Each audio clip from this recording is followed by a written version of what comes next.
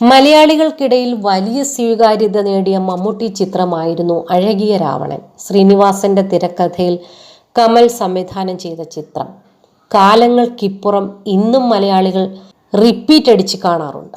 ഇറങ്ങിയ സമയത്ത് ബോക്സ് ഓഫീസിൽ പരാജയം നേരിട്ട ചിത്രമായിരുന്നു അഴകിയ രാവണൻ.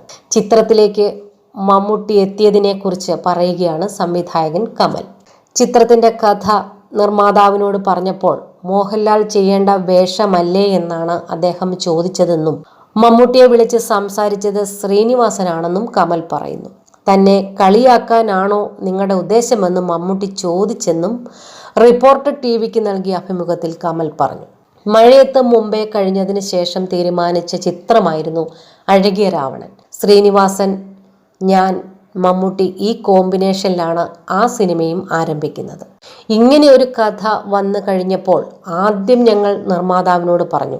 കഥ കേട്ടപ്പോൾ അദ്ദേഹം ഇത് മമ്മൂട്ടി ചെയ്താൽ കുഴപ്പമാവില്ലേ, ചീത്ത വിളിക്കില്ലേ എന്ന് ചോദിച്ചു. ഇത് മോഹൻലാൽ ചെയ്യേണ്ട കഥാപാത്രമല്ലേ എന്ന് ചോദിച്ചു. നമുക്ക് പറഞ്ഞു നോക്കാമെന്ന് പറഞ്ഞ ശ്രീനിവാസൻ മമ്മൂട്ടിയെ ഫോൺ ചെയ്തു. ഇങ്ങനെ ഒരു കഥാപാത്രമാണ്, വേദനിക്കുന്ന കോടീശ്വരനാണ് കഥാപാത്രമെന്ന് ശ്രീനിവാസൻ പറഞ്ഞു. മമ്മൂട്ടി കുറച്ചു നേരം ഒന്നും മിണ്ടിയില്ല. ഞാൻ 5 മിനിറ്റ് കഴിഞ്ഞ് തിരിച്ചു വിളിക്കാമെന്ന് പറഞ്ഞ് അദ്ദേഹം ഫോൺ വെച്ചു. ഞങ്ങൾ കരുതി ഇനിയും വിളിക്കാൻ പോവില്ലെന്നാണ്. കുറച്ചു കഴിഞ്ഞ് മമ്മൂക്ക തിരിച്ചു വിളിച്ചിട്ട് ചോദിച്ചു, നിങ്ങൾ എന്താണ് ഉദ്ദേശിക്കുന്നത്, എന്നെ കളിയാക്കാനാണോ എന്നായിരുന്നു. പിന്നീട് ഒടുവിൽ ആ കഥാപാത്രം മമ്മൂക്ക തന്നെ അവതരിപ്പിച്ചു, കമൽ പറയുന്നു.